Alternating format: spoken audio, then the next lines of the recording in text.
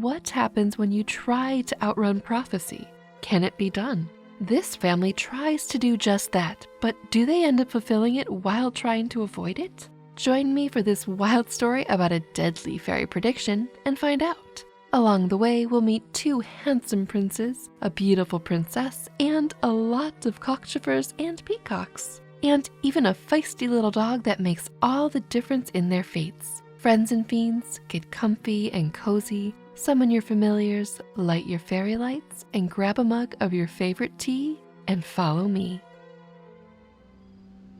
Once upon a time, there lived a king and queen who had 2 beautiful sons and 1 little daughter who was so pretty that no one who saw her could help loving her. When it was time for the christening of the princess, the queen, as she always did, sent for all the fairies to be present at the ceremony, and afterwards invited them to a splendid banquet. When it was over and they were preparing to go away, the queen said to them, "Do not forget your usual good custom. Tell me what is going to happen to Rosette," for that was the name they had given the princess. But the fairies said that they had left their book of magic at home and they would come another day and tell her. Said the queen, "I know very well what that means. You have nothing good to say, but at least I beg you that you will not hide anything from me." So, after a great deal of persuasion, they said, "Madam, we fear that Rosette may be the cause of great misfortunes to her brothers. They may even meet with their death through her. That is all we have been able to foresee about your dear little daughter. We are very sorry to have nothing better to tell you." Then they went away, leaving the queen very sad. So sad that the king noticed it and asked her what was the matter. The queen said that she had been sitting too near the fire and had burnt all the flax that was upon her distaff. "Oh, is that all?" said the king, and he went up into the garret and brought her down more flax than she could spin in 100 years. But the queen still looked sad, and the king asked her again what was the matter. She answered that she had been walking by the river and had dropped one of her green satin slippers into the water. "Oh, if that's all," said the king, and he sent to all the shoemakers in his kingdom, and they very soon made the queen 10,000 green satin slippers. But she still looked sad. So the king asked her again what was the matter, and this time she answered that in eating her porridge too hastily, she had swallowed her wedding ring. But it so happened that the king knew better, for he had the ring himself, and he said, "Oh, you are not telling me the truth, for I have your ring here in my purse." Then the queen was very much ashamed, and she saw that the king was vexed with her. So she told him all that the fairies had predicted about Rosette, and begged him to think how the misfortunes might be prevented. Then it was the king's turn to look sad, and he at last said, "I see no way of saving our sons except by having Rosette's head cut off while she is still little." But the queen cried that she would far rather have her own head cut off and that he had better think of something else, for she would never consent to such a thing. So they thought and thought, but they could not tell what to do, until at last the queen heard that in a great forest near the castle there was an old hermit who lived in a hollow tree, and that people came from far and near to consult him. So she said, "I had better go and ask his advice. Perhaps he will know what to do to prevent the misfortunes which the fairies foretold." She set out very early the next morning, mounted upon a pretty little white mule, which was shod with solid gold, and 2 of her ladies rode behind her on beautiful horses. When they reached the forest, they dismounted, for the trees grew so thickly that the horses could not pass, and made their way on foot to the hollow tree where the hermit lived. At first, when he saw them coming, he was vexed, for he was not fond of ladies. But when he recognized the queen, he said, "You are welcome, queen. What do you come to ask of me?" The queen told him all the fairies had foreseen for Rosette, and asked what she should do. And the hermit answered that she must shut the princess up in a tower and never let her come out of it again. The queen thanked and rewarded him and hastened back to the castle to tell the king. When he heard the news, he had a great tower built as quickly as possible, and there the princess was shut up, and the king and queen and her 2 brothers went to see her every day that she might not be dull. How thoughtful. The eldest brother was called the Great Prince, and the second, the Little Prince. They loved their sister dearly, for she was the sweetest, prettiest princess who was ever seen, and the least little smile from her was worth more than 100 pieces of gold.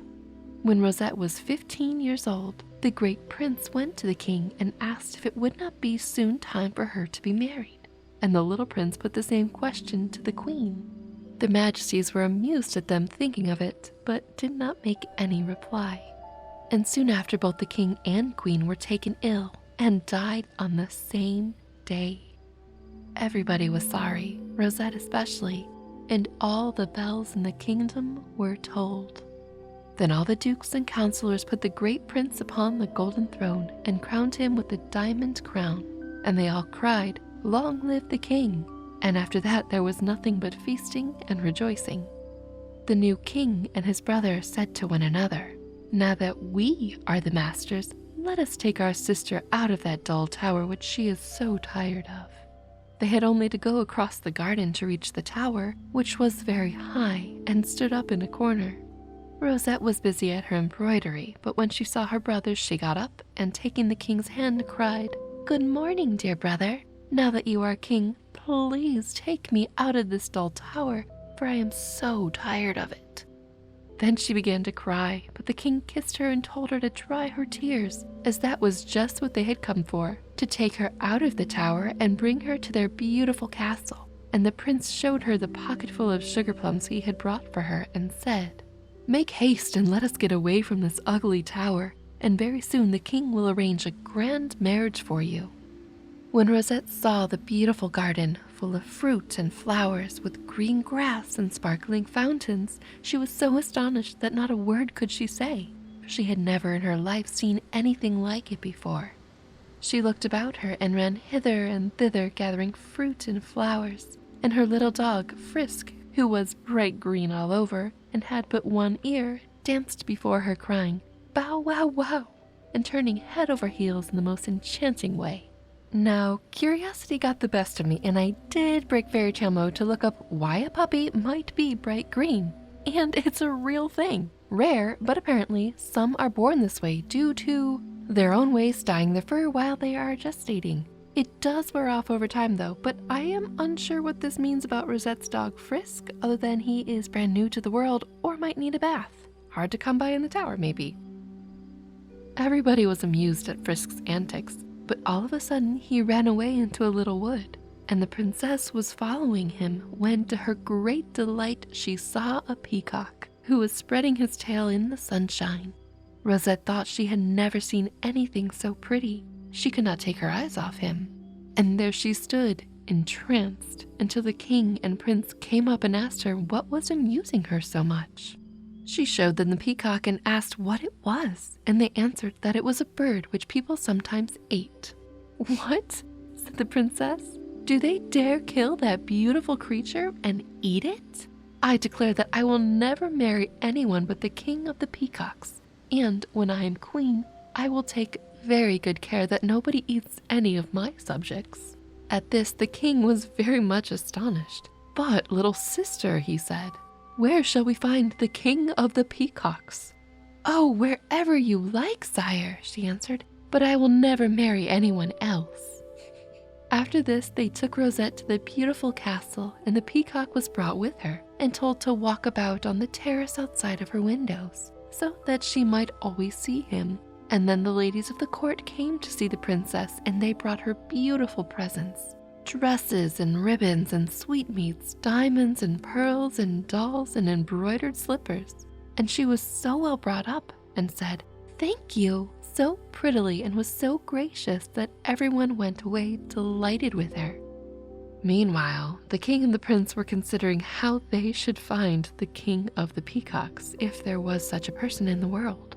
And first of all, they had a portrait made of the princess, which was so like her that you really would not have been surprised if it had spoken to you. Then they said to her, "Since you will not marry anyone but the king of the peacocks, we are going out together into the wide world to search for him. If we find him for you, we shall be very glad. In the meantime, mind you take good care of our kingdom. They have good hearts, but what could go wrong? Rosette thanked them for all the trouble they were taking on her account and promised to take great care of the kingdom and only to amuse herself by looking at the peacock and making first dance while they were away. So they set out and asked everyone they met, "Do you know the king of the peacocks?" But the answer was always, "No, no." Then they went on and on, so far that no one has ever been further. And at last they came to the kingdom of cockchafers, which are maybugs or maybeetles, doodlebugs. Now you know. They had never before seen such a number of cockchafers, and the buzzing was so loud that the king was afraid he should be deafened by it. He asked the most distinguished-looking cockchafer they met if he knew where he could find the king of the peacocks. "Sire," replied the cockchafer, "his kingdom is 30,000 leagues from this. You have come the longest way." "And how do you know that?" said the king. "Oh," said the cockchafer, "we all know you very well, since we spend 2 or 3 months in your garden every year." Thereupon the king and the prince made great friends with him, and they all walked arm in arm and dined together, and afterwards the cockchafer showed them all the curiosities of his strange country, where the tiniest green leaf cost a gold piece and more. Then they set out again to finish their journey, and this time, as they knew the way, they were not long upon the road. It was easy to guess that they had come to the right place, for they saw peacocks in every tree, and their cries could be heard a long way off. When they reached the city, they found it full of men and women who were dressed entirely in peacock's feathers, which were evidently thought prettier than anything else. Soon they met the king, who was driving about in a beautiful little golden carriage which glittered with diamonds, and was drawn at full speed by 12 peacocks. The king and prince were delighted to see that the king of the peacocks was as handsome as possible. He had curly golden hair and was very pale, and he wore a crown of peacock's feathers. When he saw Rosette's brothers, he knew at once that they were strangers, and stopping his carriage, he sent for them to speak to him. When they greeted him, they said, "Sire, we have come from very far away to show you a beautiful portrait." So saying, they drew from their traveling bag the picture of Rosette. The king looked at it in silence a long time, but at last he said, "I could not have believed that there was such a beautiful princess in the world." "Indeed, she's really 100 times as pretty as that," said her brothers. "I think you must be making fun of me," replied the king of the peacocks. "Sire," said the prince, "my brother is a king like yourself. He is called the king, and I am called the prince, and that is the portrait of our sister, the Princess Rosette. We have come to ask you if you would like to marry her. She is as good as she is beautiful, and we will give her a bushel of gold pieces for her dowry." "Oh, with all my heart," replied the king, "and I will make her very happy. She shall have whatever she likes, and I shall love her dearly. Only I warn you that if she is not as pretty as you have told me, I will have your heads cut off." "Oh, certainly, we quite agree to that," said the brothers in one breath. "Very well, off with you into prison, and stay there until the princess arrives," said the king of the peacocks. And the princes were so sure that Rosette was far prettier than her portrait that they went without a murmur. They were very kindly treated, and that they might not feel dull, the king came often to see them. As for Rosette's portrait, that was taken up to the palace, and the king did nothing but gaze at it all day and all night. As the king and the prince had to stay in prison, they sent a letter to the princess telling her to pack up all her treasures as quickly as possible and come to them, as the king of the peacocks was waiting to marry her. But they did not say that they were in prison for fear of making her uneasy. When Rosette received the letter, she was so delighted that she ran about telling everyone that the king of the peacocks was found and she was going to marry him. Fireworks were let off. Everyone had as many cakes and sweetmeats as they wanted. And for 3 days, everybody who came to see the princess was presented with a slice of bread and jam, a nightingale's egg, and some hippocras, or spiced wine. After having thus entertained her friends, she distributed her dolls among them and left her brother's kingdom to the care of the wisest old men of the city, telling them to take charge of everything, not to spend any money, but save it all up until the king should return, and above all, not to forget to feed her peacock. Then she set out, only taking with her her nurse, and the nurse's daughter, and the little green dog Frisk. They took a boat and put out to sea, carrying with them the bushel of gold pieces, and enough dresses to last the princess 10 years if she wore 2 every day. And they did nothing but laugh and sing. The nurse asked the boatman, "Can you take us? Can you take us to the kingdom of peacocks?" But he answered, "Oh no, oh no." Then she said, "You must take us, you must take us." And he answered, "Very soon, very soon." Then the nurse said, "Will you take us? Will you take us?" And the boatman answered, "Yes, yes." Then she whispered in his ear, "Do you want to make your fortune?" And he said, "Certainly I do." "I can tell you how to get a bag of gold," said she. "I ask nothing better," said the boatman. "Well," said the nurse, "tonight, when the princess is asleep, you must help me throw her into the sea. And when she is drowned, I will put her beautiful clothes upon my daughter, and we will take her to the king of the peacocks, who will be only too glad to marry her. And as your reward, you shall have your boat full of diamonds." The boatman was very much surprised at this proposal and said, "But what a pity to drown such a pretty princess." However, at last the nurse persuaded him to help her, and when the night came and the princess was fast asleep as usual, with Frisk curled up on his own cushion at the foot of her bed, the wicked nurse fetched the boatman and her daughter, and between them they picked up the princess, feather bed, mattress, pillows, blankets and all, and threw her into the sea without even waking her.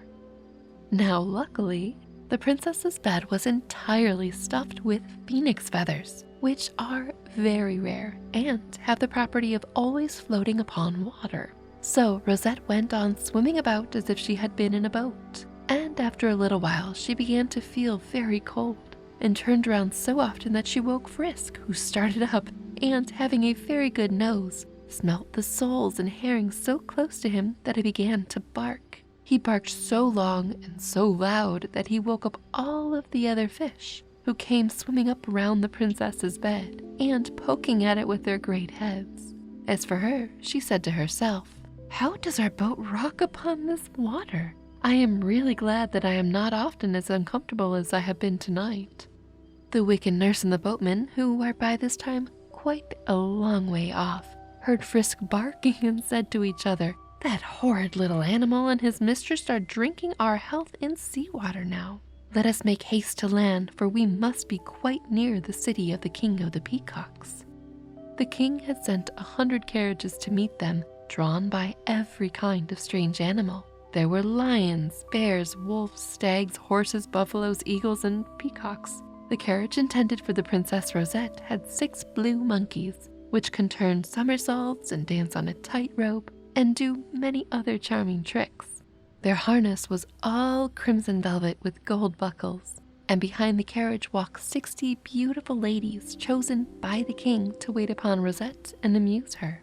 The nurse had taken all the pains imaginable to deck out her daughter. She put on her Rosette's prettiest frock and covered her with diamonds from head to foot, but she was so ugly that nothing could make her look nice. And what was worse, she was sulky and ill-tempered and did nothing but grumble all the time. When she stepped from the boat and the escort sent by the king of the peacocks caught sight of her, they were so surprised that they could not say a single word. "Now then, look alive," cried the false princess. "If you don't bring me something to eat, I will have all your heads cut off." Then they whispered to one another, "Here's a pretty state of things. She is as wicked as she is ugly. What a bride for our poor king. She was certainly not worth bringing from the other end of the world." But she went on ordering them all about, and for no fault at all, she would give slaps and pinches to everyone she could reach. As the procession was so long, it advanced but slowly, and the nurse's daughter sat up in her carriage trying to look like a queen. But the peacocks, who were sitting upon every tree waiting to salute her, and who had made up their minds to cry, "Long live our beautiful queen," when they caught sight of the false bride, could not help but cry instead, "Oh, how ugly she is," which offended her so much that she said to the guards, "Make haste and kill all these insolent peacocks who have dared to insult me." But the peacocks only flew away, laughing at her. The rogue of a boatman who noticed all of this said softly to the nurse, "This is bad business for us, gossip. Your daughter ought to have been prettier." But she answered, "Be quiet, stupid, or you will spoil everything." Now they told the king that the princess was approaching. "Well," he said, "did her brothers tell me truly? Is she prettier than her portrait?" "Sire," they answered, "if she were as pretty, that would do very well." "That's true," said the king. "I, for one, shall be quite satisfied if she is. Let us go meet her." For they knew by the uproar that she had arrived, but they could not tell what all the shouting was about. The king thought he could hear the words, "How ugly she is! How ugly she is!" And he fancied they must refer to someone the princess was bringing with her. It never occurred to him that they could apply to the bride herself. The Princess Rosette's portrait was carried at the head of the procession, and after it walked the king surrounded by his courtiers. He was all impatience to see the lovely princess, but when he caught sight of the nurse's daughter, he was furiously angry and would not advance another step, for she was really ugly enough to have frightened anybody. "What?" he cried. "Had the two rascals who are my prisoners dared to pull such a trick on me? Do they propose that I shall marry this hideous creature? Let her be shut up in my great tower with her nurse and those who brought her here. And as for them, I will have their heads cut off." Meanwhile, the king and the prince, who knew that their sister must have arrived, had made themselves smart and sat expecting every minute to be summoned to greet her. So when the jailer came with soldiers and carried them down into a black dungeon which swarmed with toads and bats, and where they were up to their necks in water, nobody could have been more surprised and dismayed than they were. "This is a dismal kind of wedding," they said. "What can have happened that we should be treated like this? They must mean to kill us." And this idea annoyed them very much. 3 days passed before they heard any news, and then the king of the peacocks came and berated them through a hole in the wall. "You have called yourself king and prince," he cried, "to try to make me marry your sister, but you are nothing but beggars, not worth the water you drink. I mean to make short work with you, and the sword is being sharpened that will cut off your heads." "King of the peacocks," answered the king angrily, "you had better take care what you are about.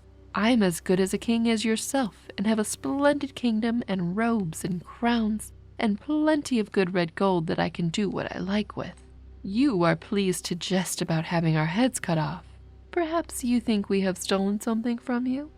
At first the king of the peacocks was taken aback by this bold speech, and had half a mind to send them all away together. But his prime minister declared that it would never do to let such a trick as that pass unpunished. Everybody would laugh at him. So the accusation was drawn up against them that they were impostors, and that they had promised the king a beautiful princess in marriage, who, when she arrived, proved to be an ugly peasant girl. This accusation was read to the prisoners, who cried out that they had spoken the truth, that their sister was indeed a princess more beautiful than the day, and that there was some mystery about all this which they could not fathom. Therefore, they demanded 7 days in which to prove their innocence. The king of the peacocks was so angry that he would hardly even grant them this favor, but at last he was persuaded to do so. While all of this was going on at court, let us see what had been happening to the real princess. When the day broke, she and Frisk were equally astonished at finding themselves alone upon the sea, with no boat and no one to help them. The princess cried and cried until even the fishes were sorry for her. "Alas," she said, The king of the peacocks must have ordered me to be thrown into the sea because he has changed his mind and did not want to marry me. But how strange of him, when I should have loved him so much, and we should have been so happy together." And then she cried harder than ever, for she could not help still loving him. So for 2 days they floated up and down the sea, wet and shivering with cold, and so hungry that when the princess saw some oysters, she caught them, and she and Frisk both ate some, though they didn't like them at all. When night came, the princess was so frightened that she said to Frisk, "Oh, do please keep on barking, for fear the souls should come and eat us up." Now it happened that they had floated close to the shore, where a poor man lived all alone in a little cottage. When he heard Frisk's barking, he thought to himself, there must have been a shipwreck, for no dogs ever passed that way by any chance. And he went out to see if he could be of any use. He soon saw the princess and Frisk floating up and down, and Rosette, stretching out her hands to him, cried, "Oh, good old man, do save me, or I shall die of cold and hunger." When he heard her cry out so piteously, he was very sorry for her and ran back into his house to fetch a long boat hook. Then he waded into the water up to his chin, and after being nearly drowned once or twice, he at last succeeded in getting hold of the princess's bed and dragging it onto shore. Rosette and Frisk were joyful enough to find themselves once more on dry land, and the princess thanked the old man heartily. Then, wrapping herself up in her blankets, she daintily picked her way up to the cottage on her little bare feet. There the old man lighted a fire of straw, and then he drew from an old box his wife's dress and shoes, which the princess put on, and thus roughly clad, looked as charming as possible, and Frisk danced his very best to amuse her. The old man saw that Rosette must be some great lady, for her bed coverings were all of satin and gold. He begged her that she would tell him all her history, as she might safely trust him. The princess told him everything, weeping bitterly again at the thought that it was by the king's orders that she had been thrown overboard. "And now, my daughter, what is to be done?" said the old man. "You are a great princess, accustomed to fare daintily, and I have nothing to offer you but black bread and radishes, which will not suit you at all. Shall I go tell the king of the peacocks that you are here? If he sees you, he will certainly wish to marry you." "Oh no," cried Rosette. "He must be wicked, since he tried to drown me. Don't let us tell him, but if you have a little basket, give it to me." The old man gave her a basket, and tying it round Frisk's neck, she said to him, "Go and find the best cooking pot in town and bring the contents to me." Away went Frisk, and there was no better dinner cooking in all the town than the king's. He adroitly took the cover off the pot and brought it all contained to the princess, who said, "Now go back to the pantry and bring the best of everything you find there." So Frisk went back and filled his basket with white bread and red wine and every kind of sweetmeat, until it was almost too heavy for him to carry. When the king of the peacocks wanted his dinner, there was nothing in the pot and nothing in the pantry. All the courtiers looked at one another in dismay, and the king was terribly cross. "Oh well," he said, "if there is no dinner, I cannot dine, but take care that plenty of things are roasted for supper." When evening came, the princess said to Frisk, "Go into town and find out the best kitchen, and bring me the nicest morsels that are being roasted upon the spit." Frisk did as he was told, and as he knew of no better kitchen than the king's, he went in softly, and when the cook's back was turned, took everything that was upon the spit. As it happened, it was all done to a turn, and looked so good that it made him hungry only to see it. He carried his basket to the princess, who at once sent him back to the pantry to bring all the tarts and sugar plums that had been prepared for the king's supper. The king, as he had had no dinner, was very hungry and wanted his supper early. But when he asked for it, lo and behold, it was all gone, and he had to go to bed half-starved and in a terrible temper. The next day, the same thing happened, and the next, so that for 3 days the king got nothing at all to eat, because just when dinner or supper was ready to be served, it mysteriously disappeared.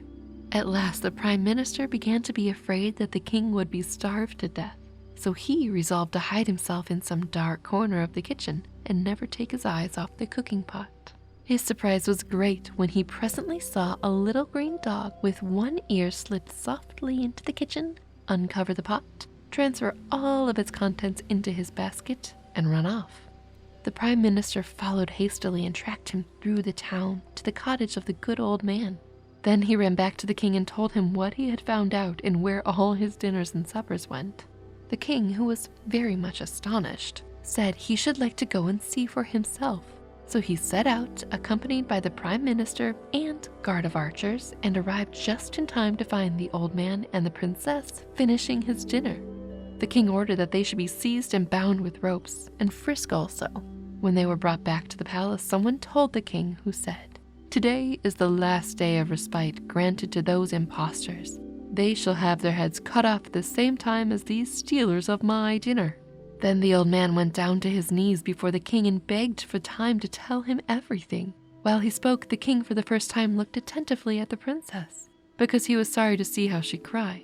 And when he heard the old man saying that her name was Rosette, and that she had been treacherously thrown into the sea, he turned head over heels 3 times without stopping, in spite of being quite weak from hunger, and ran to embrace her, and untied the ropes which bound her with his own hands, declaring that he loved her with all his heart.